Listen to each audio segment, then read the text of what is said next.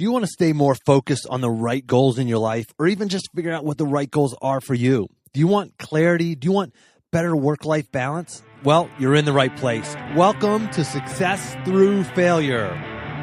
Welcome to the Success Through Failure podcast, the show that reveals failure as your path to success.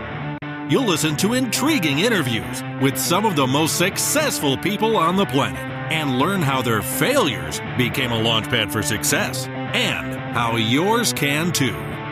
Here's your host, former Division I All-American wrestler, former Division I head coach, speaker, and personal coach, Jim Harshaw.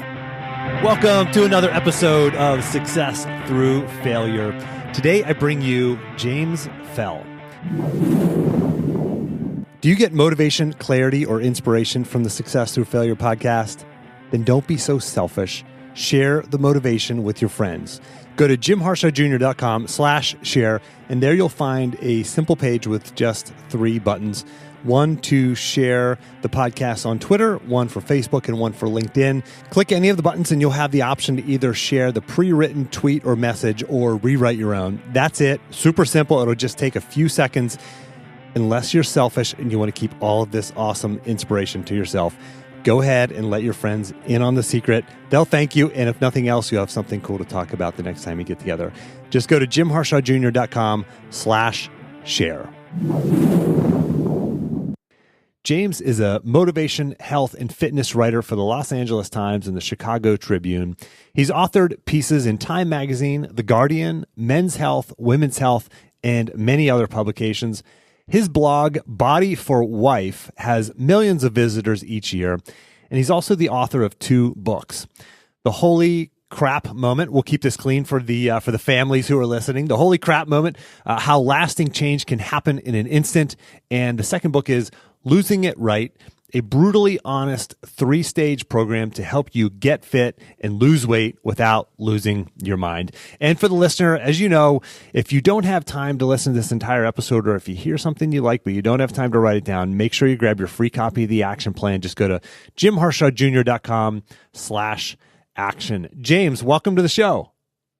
Thanks so much for having me on, Jim. Well, thanks for being here. So let's start with this. Why don't you tell us a little bit about your background? Kind of give us a 30,000-foot view of where you grew up and kind of how you got from there to where you're at now. Well, I'm lifelong Canadian. I've been living in Calgary, Alberta since I was 8 years old.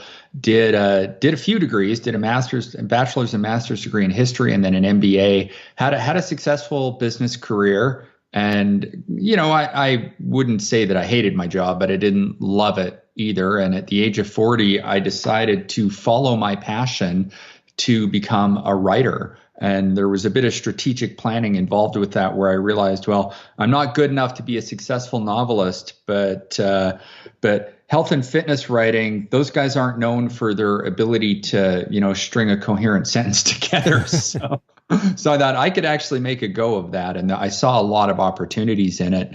And that was what I leapt into. And before long, I had a column with the Los Angeles Times, and it just steadily built it up from there over the last 10 years.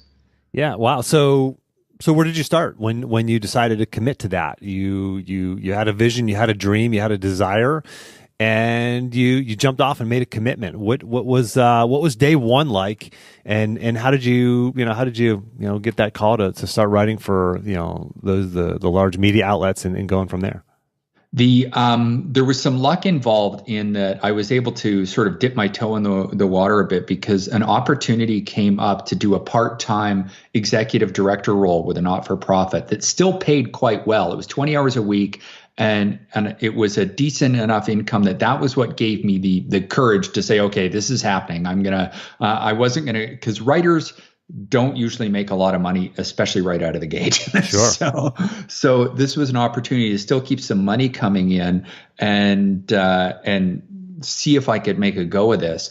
And so that was sort of step one. And I kept that role for 2.5 years until my writing career was doing so well that I was able to just let it go and switch to full time. But I started with a local magazine that just to just to get my name out there as, just to prove that I could get published. It wasn't a big magazine, but I went and I met with the publisher and the editor, and I showed them some of my work, and they said, we really like your stuff. We'd like to publish you. And I sort of over-delivered, I would say, where even though the pay was not that great, I worked really hard to do my best work possible so that I could have something impressive to show larger publications. And within 6 months, purely by accident, an editor at AOL found me online and liked what they saw. They liked my website, the work that I'd shown on my website. And she offered me a twice weekly column right there. And I said, great, this is awesome. This is, all of a sudden I went from making very little money to making decent money. And it didn't pay that great, but it was enough, and it gave me a lot of chance to practice. And I worked hard on that twice weekly AOL column, so that 6 months later, and this was the big turning point, was, having an MBA and working in marketing and even some sales, I'd become pretty shameless about self-promotion, because I felt it was really necessary that you didn't need to just be good at what you did. You needed to get out and sell yourself to people. So I cold called the health editor of the Los Angeles Times and told her how great I was, basically. Wow. And at the beginning, it was a little bit of an awkward conversation, but, I said, I can prove it. I can send you some examples that I think you'll be really impressed with. And she didn't hang up on me, and they read my stuff, and they said, this is great. We want to give you a column. They gave me a column right out of the gate. And this was who again? What outlet? The Los Angeles Times. LA Times, yeah. And so that was 8 years ago. And the first time I was published in the Los Angeles Times, that was when I knew it was going to work. I thought, if I can be a Canadian fitness writer being published in, the major paper of fitness Mecca, which, LA Times is known as, sure. I said, I can make a go of this. I know that was when I knew it was really going to work.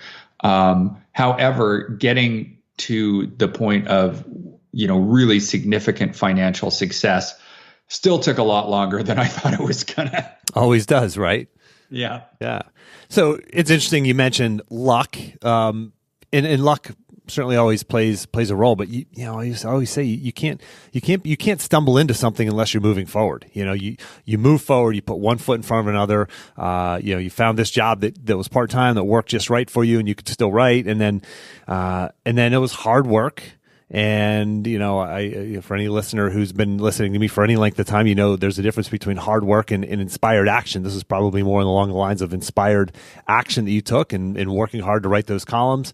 And then you made a bold move and made that phone call to the LA Times, right? I challenged the listener, think about that. What is that bold move that's a little scary, right? James could have just as easily been hung up on, right? But he wasn't, right? He made the phone call, and I'd be willing to bet, James, that had you been hung up on, you would have probably made another phone call to somebody else, somewhere else, and you would have continued to find another path. And that path may not have been the exact same path that you've taken right now, but it would have been another path that because I don't believe that there's just one path for all of us, but you took action.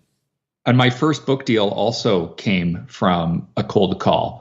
I was on Twitter, and I'd seen a retweet of an editor at Random House Canada, and I looked at what she'd posted. She'd said something about something weird that she'd encountered on her walk to work, and I thought, she wasn't like a super senior editor, but she was an editor at Random House Canada. And I thought, I'm going to call this person. And so I called the switchboard. I asked for her by name. They put me through. And this was the same way it worked with the LA Times. I dialed their 1-800 number, and I'd looked up the name of the health editor, and I just asked for her by name, and they put me through. And so they put me through. She answered the phone, and I opened with something about what had happened on Twitter. Sure. And she was a little weirded out at first, like, who is this guy? Well, you put it out to the world, so yeah. And then I said, okay, I'm going to be brutally honest with you here. I am a successful writer that my writing reaches millions of people each month. I want to give you a 30-second pitch, at which point you can say, tell me more, or you can say goodbye and hang up. And she said, okay, you've got 30 seconds. Huh.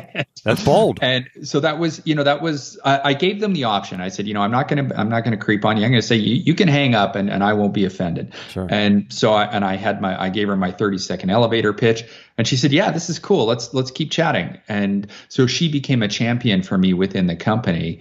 And then I used that to get, the New York City agent. And then we went from there. Yeah. And for the listener who's sitting there saying, well, I would do that too, but I don't have millions of readers who read my stuff every month, so I can't do that. But you know what? Yeah. You've got something else. You've got some other leverage. I had to build that up first. Sure. That was kind of important. Yeah, absolutely. And it took work to do that, and it took a bold move to do that. And so it's interesting. So you just pointed out two very bold moves that I think most people wouldn't even consider, wouldn't even do. So I challenge you, the listener, to think of that thing that's scary, that thing that you're not doing, that you're afraid to do, and your success may just be on the other side of that. So I would challenge you to make that bold phone call or take that bold action. And to add to that, the worst that's going to happen is they're going to say no. I mean, right. It's not like you're going to be fined or thrown in prison or, and people will generally, at the worst, they may get a little bit annoyed that you contacted them, but it's just say, I'm sorry to have bothered you, and end the call. Yeah. And move on. And it gets easier with each time that you get turned down, and then you make a steady practice of it that I don't know, maybe drink a beer in advance and loosen up a little. Or right, something. Sure. Yeah, whatever it takes. I remember, James, the one job that I had that really helped me deal with rejection was a sales job, and it was mostly inside sales. We did some outside, but it was mostly sitting in the office and making cold or semi-warm calls. And I just got hung up on a lot. And my boss said, there's plenty of other fish in the sea, Jim. Just keep dialing. It doesn't matter.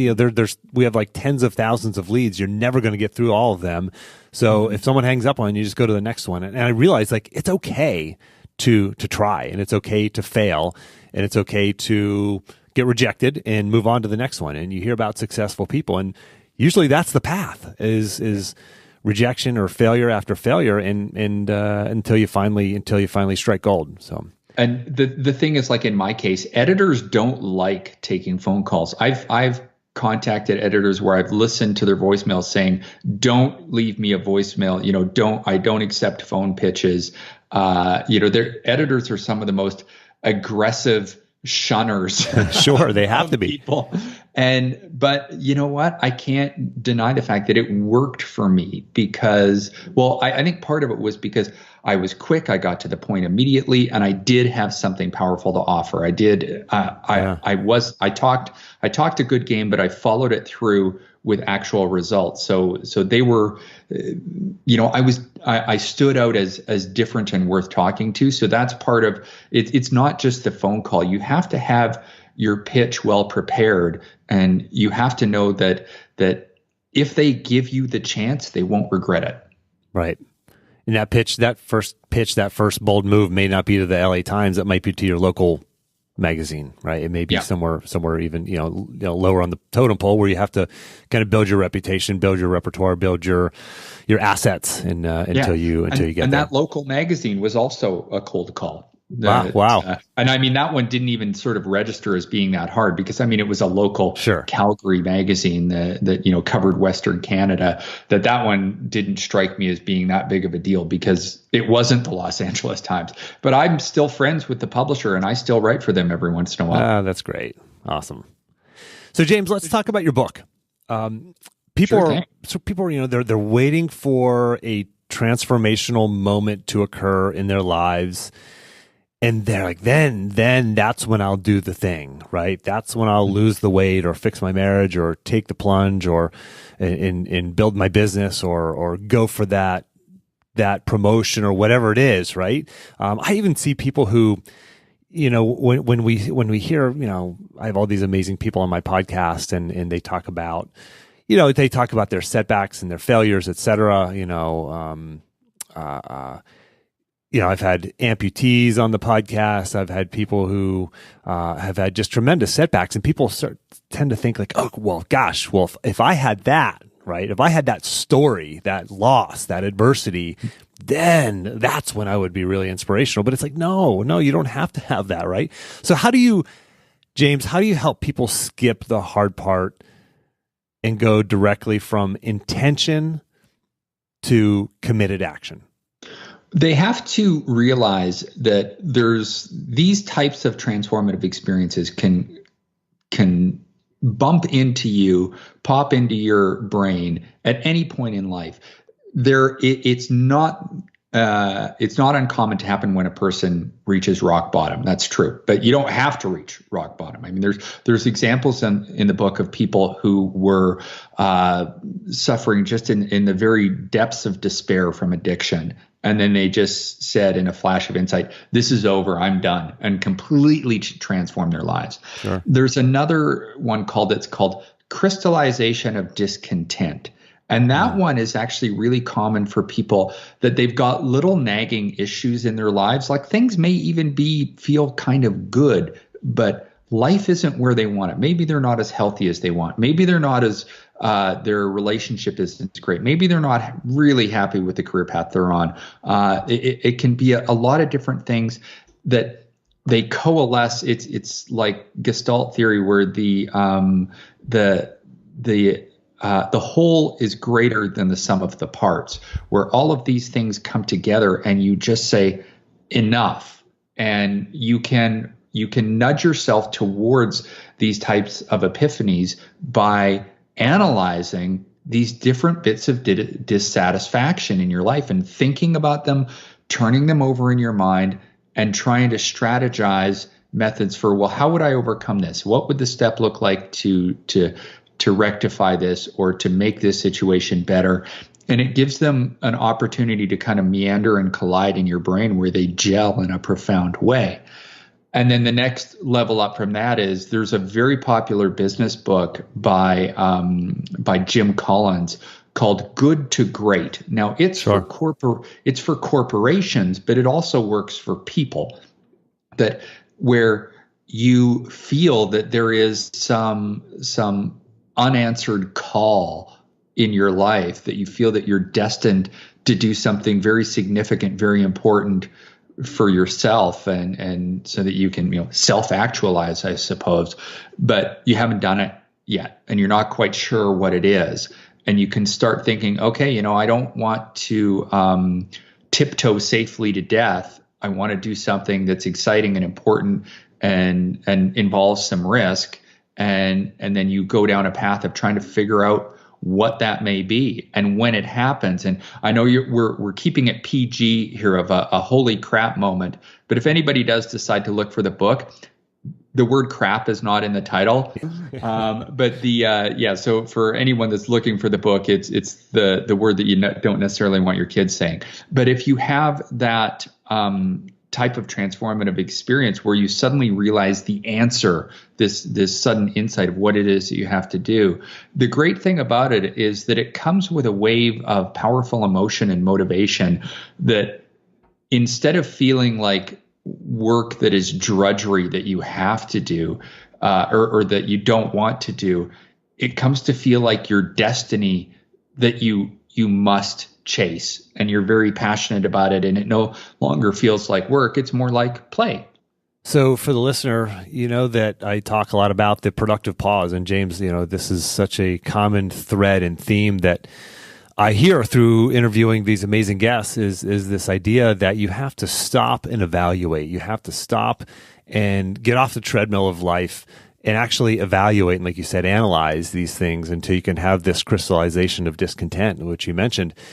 And, it's this, I define the productive pause as a short period of focused reflection around specific questions that leads to clarity of action and peace of mind. Because that's what everybody's looking for, is that clarity of action and peace of mind. So do you have any tips or tactics that people can do or use in order to have this crystallization, in order to to figure out what it is that's making them, giving them this discontented feeling. There's this great quote by Thoreau that he says, "The masses of men lead lives of quiet desperation." And I think that's true with so many people. They have this discontent. They have this quiet quiet desperation where, we just kind of go through life and we post these nice pictures of our families on Facebook and Instagram. And, but the truth is it's much harder, right? And we want something more, something different. We want this satisfaction. So how do you, any thoughts on how you go about sort of crystallizing that? I have many thoughts, and the book is full of them. Yeah. So it was interesting when I originally approached it. I didn't think it could be a how-to until I started talking to some of the world-leading psychological researchers in this field, and they said, "Oh yeah, this is something that can be primed for." There's a quote from the book, The Eureka Factor, by psychologists John Kunios and Mark Beeman, that said, "Insights are like cats. They don't always come when called, but they can be coaxed." So it's about priming your brain for sudden massive insight about what it is that you need to do with the rest of your life. So, and it involves, so one of the things you can do is you need to make room for change. So it's a fancy way to talk about prioritization. But if there is something that you do that you feel that wastes time, or, it is not leading you towards a more fulfilling life, and you feel like you can do without it, then do without it. Create that amount of spare time where suddenly there's a yearning to fill that hole, where you feel like, okay, now that I've got this room in my life, and maybe it's just surfing the net or watching TV or something like that, that now I have this hole that needs to be filled with something that's more important and more meaningful. Then you really need to it's a two-stage system of analysis and distraction. So the way that our brains work is you spend time on steady rational analysis of who you are, what you may want to be what you may want to do, what the problems are, what the potential solutions are. But that's not when the lightning strike happens. This is gathering bits of data for percolation in your brain. And you don't necessarily write these things down. You think about them. You allow the chance for, again, I'm going to use that term, meander and collide. Let these bits of information meander and collide in your brain so that the unconscious is going to deliver the solution to you at some random point when you're in a distracted state. Because the answer doesn't come while you're doing the analysis. It comes later when you're distracted. Yeah. And a great way to distract yourself is getting outside, away from technological devices. So go for a walk and leave your phone at home. Don't check Facebook. Don't respond to email or text message pings. Music is okay if you want to listen to music, but don't listen to something like sorry, Jim, don't listen to a podcast. Sure. Because you need to get away from listen to that later. Yeah, listen to that later on. You need to get away from something that demands your attention and allow the external outside environment to seduce your attention. There's a lot of research that shows that being outside, away from technological distraction, dramatically enhances creative thought.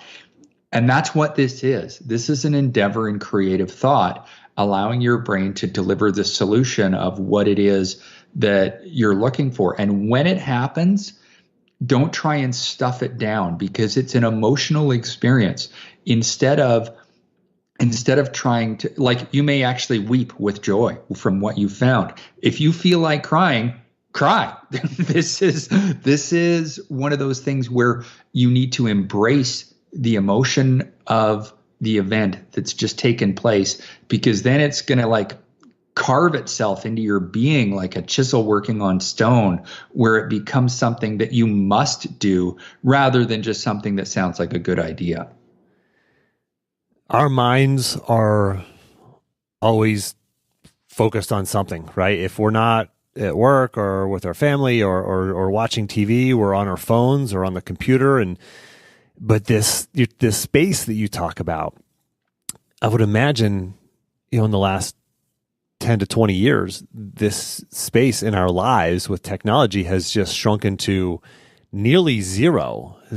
Would you agree, or what are your thoughts on that? For a lot of people, yes, they feel that they need to constantly be. They're afraid of getting in their own heads because we've come so accustomed to this distraction. And for me, that's why. I mean, I love to run and I love to ride my bike and I love to ski. And when I'm running, for example, I'll still listen to music, but it's the same classic rock songs I've heard 1,000 times. So they're not terribly distracting. They're just uplifting. Yeah. And so non-distractive music is great. But I know people that they say, oh, you should listen to podcasts when you run, and you should listen to audiobooks when you're out for a bike ride or whatever. And I'm like, no, I'm not doing it. This is the only time when I don't have to think about, or I don't have to be technologically distracted, and my brain is just allowed to be creative. And that is very important. Like, my job is very creativity dependent. This book idea came to me on a bike ride, and a lot of my best article ideas and the best, the funniest lines that I write come to me while I'm out either running or on a bike ride. And so it's important to give yourself that time to just be alone in your own head. And maybe you just want to sit outside, or, and not have your phone with you, not be reading a book, and just allow your mind to wander. Another really good one is, which people are, even technology is invading this space now, is the shower. People are, getting waterproof phones and taking them into the shower. Yeah. Worst idea ever, because you've heard of the term shower thoughts before. There is, again, scientific research that people have great ideas in the shower. And the reason why is you've done it thousands of times. So it's not intellectually demanding. All of the motions you go through are automatic. So you don't have to think about it. There's a white noise effect where it sort of cuts off the external environment. It's comforting. It feels good. You're in a good, positive mood.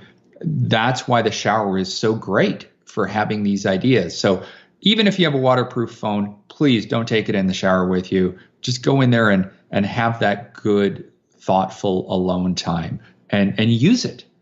Yeah, man, what great advice. I think if the listener, if you can really wrap your head around what he's talking about there, is just allowing yourself to have that space to let your thoughts, like you said, meander and collide, and it just amazing things can happen. I just go back to, I'm just, as you're talking, I'm thinking about different places in my life where I have this, or I've experienced this, and in other areas where, like, I need to allow that to happen even more. And again, for the listener, this is like another version of that productive pause, right? It's just this pause where it's not doing the thing, it's actually shutting off and allowing the thoughts to happen. So I love that. So James, is this why most people that I work with, and these are pretty high performing people, some of them, I mean, really just incredible people. I've worked with professional athletes and Olympians, and, just people who are elite at what they do in their careers. And they struggle, like I think most people, with consistency, right? Doing the thing on a consistent basis that they know that they need to be doing, or they should be doing. Is that connected to this? The idea of being consistent and doing the thing that you need to be doing? Because, I mean, gosh, I'll talk about myself. Even like I'm a fit person. I eat healthy. I work out daily. But I can't walk past a cookie without eating it, right? If it's there, I'm like, man, I got to eat it. So the holidays are a tough time for me. But are they connected? So yes, they absolutely are. So one of the things about this book is that it turns traditional cognitive behavior change and habit formation on its ear a bit, where it preaches traditional behavior change models are largely about being a tortoise, not a hare, slow and steady baby steps towards habit change. This approach is completely different, where it's rapid transformation of motivation from either non-existent or barely existent to incredibly motivated to do this new thing, and having sustained motivation for as long as it takes. And it just pops in immediately. And there's plenty of examples of that taking place. But that doesn't mean that it's either or. They can work in concert with one another. Now, one of the things that you can do is engage in this slow and steady approach, but being attuned to the possibility of a life-changing epiphany that comes in and suddenly dramatically transforms your motivation to a much higher state. That being said, that the other thing is, once you've had this transformative experience that puts you on this new path, it's a wave of neurochemicals, dopamine and opioids, that makes you realize that this was something really important, that it was unusual, and it makes you recognize that this is something that you have to do. And what keeps you on this new path is an ongoing sort of IV drip of dopamine moving forward, because dopamine recognizes progress. And so when you have the answer of this new quest in life that you must fulfill, every single tiny little step that you take after that moment in the direction of fulfilling that newfound goal gives you a little drip of dopamine that says, yes, keep going, you're doing it. Go, and it's reinforcing and it feels good. And that's what keeps the adherence levels so high. That being said, I mean, I had a transformative experience about fitness 25 years ago that made me realize that, you know what, I just decided that after a couple of months of slogging and hating exercise, I had a sudden realization that said, I'm going to keep working out for the rest of my life. And I'm just going to do this until I die. And there have been ebbs and flows. I mean, I eventually qualified for the Boston Marathon, and sometimes I'm a little more motivated than others. So it's not completely infallible. You still need to develop these little tips and tricks that you figure out on your own about things that help motivate you to eat better or to exercise, or to, if it's an entrepreneurial venture, keep pushing to get those sales or build that product or whatever it is. That it's not 100% output all the time. Sure. So, they work together where that you've still got the long-term vision and you're still determined to do it, but it doesn't mean that you can't engage other well-known and accepted practices for keeping yourself on task. Excellent. And for the listener, you can get more of this from the book. So I'll have a link in the action plan. Just go to jimharshawjr.com/action, and you can get access to the PDF action plan from this episode and all the other episodes. So thank you for that, James. Now, I want to ask you about a time where you failed. A time where you failed, and as a result, you felt that hopelessness or that overwhelming self-doubt that comes with failure. Because we talk about a lot of successes, a lot of these bold moves, these phone calls you made, and a lot of success. But was there any failure along the way? Yeah. So I'd like to tell you two of them, because one of them is more related to the book. The first one was in my 20s, when I was flunking out of school and I was going to be kicked out. And that was when I had my transformative experience, because I was in this state of despair. And I read a powerful quote in my school newspaper by, of all people, folk singer Joan Baez, that read, "Action is the antidote to despair." And that is the moment that changed my life. I read that. And I don't necessarily think that motivational quotes are magical, but it hit me at just the right time. It hit me when I was at a point where I knew that I needed to change, and it made me realize that I'd been lazy most of my life, and I'd always done the bare minimum, and that if I just got down to work, I could fix all of these problems, including my failing grades. And I ended up going from flunking out of school to getting 2 master's degrees. And so that was one. More recently, in terms of this career, you could say that my first book was something of a failure. So when I approached it, I decided that with this weight loss book, I was going to write the best weight loss book I possibly could, which I did. A lot of people wrote me. They said it really helped them. It was very valuable. My mom said it's the best weight loss book ever written. So it's, but the thing was that just because it was a very helpful, good book, when I wrote it, I didn't really do my homework to understand the American market and realize that, you know what, this book wasn't going to sell well in the United States because my agent referred to the United States as ground zero for stupid diets. and that's true. So sure. I wrote a very science-based, practical, strategic plan for losing weight. If I had written some bogus fad diet sure. that, I'd gotten really creative, everybody would have bought it. Then they would have bought it.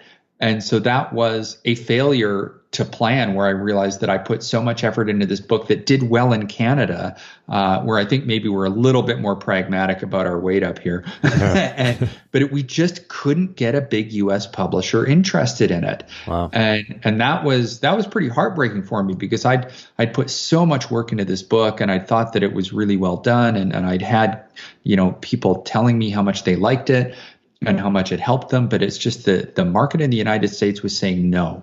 And so I thought, okay, well, that book was published almost 5 years ago. It took me a long time to get to the point of reanalyzing, repositioning, rebranding myself, expanding, to come up with a book idea that we could get a major U.S. publisher interested in. And and I grew my platform during that time. I had a broader reach to people. But it essentially involved the decision to say, I am not going to write a diet book. I'm not going to play that game, because it went against my ethics. It was, my values would not permit me to write something that was unscientific, even if it meant big sales, big success.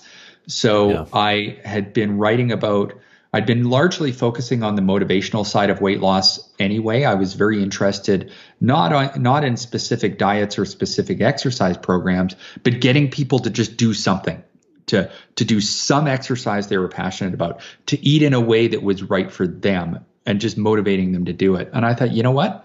Losing weight is unbelievably hard. I've been good at motivating people to lose weight. If I can do that, I can motivate them to do anything. So that was an enlightening moment to realize that I could expand my brand beyond weight loss into motivation of any type, and write a more self-help oriented book that was still very science-based, because that you can write a motivational book that is founded in science, that is evidence-based, and not some fad. And so I spent a lot of time working on the idea until I discovered what it was, and had the help of a great agent. And this time we were very strategic about it. So the overcoming the failure was, all right, now we're actually going to look at what the market wants and find something that I want to write, that I have the ability to write, that is, in line with my ethics and morals, and the market wants it. So yeah. That was how we overcame that failure. And Excellent. we got the big US book deal, and we actually sold UK rights to HarperCollins as well. Wow. So I want the listener to recognize that your first try, if it's a failure, doesn't mean you should quit. It means you may need to redouble your efforts, or maybe pivot or make an adjustment. So, well, thank you for sharing that. And as we wrap up here, can you share with us like one action item, right? For the listener who says, I'm in, I want to have that epiphany moment. What's one action item they can take in the next, let's say, 24 to 48 hours?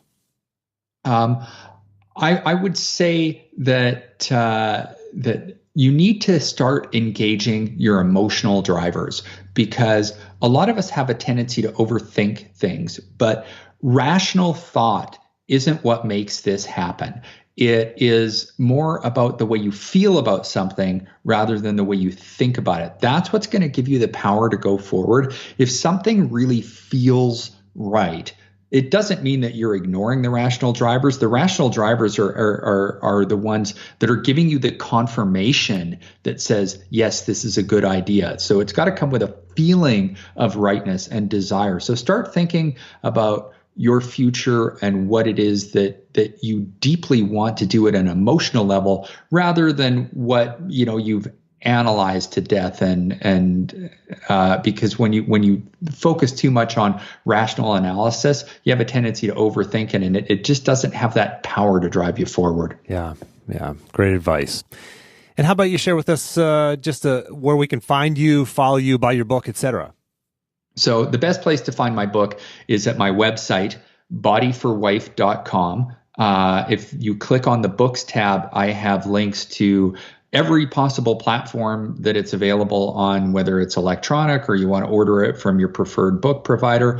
I also did the audio recording for it. So if you're the type of person that prefers to listen to a book and you didn't mind my yammering for the last 35 minutes or so, then you can listen to me narrate the entire book. Excellent. Excellent. I'll have links to everything that he just mentioned there in the action plan. Just go to jimharshawjr.com/action. James, so thank you so much for making time to come on the show. Thank you, Jim. It was a real pleasure. Likewise. And for the listener, until next time, take the time to get clear on your goals and embrace failure as a stepping stone on your path to success.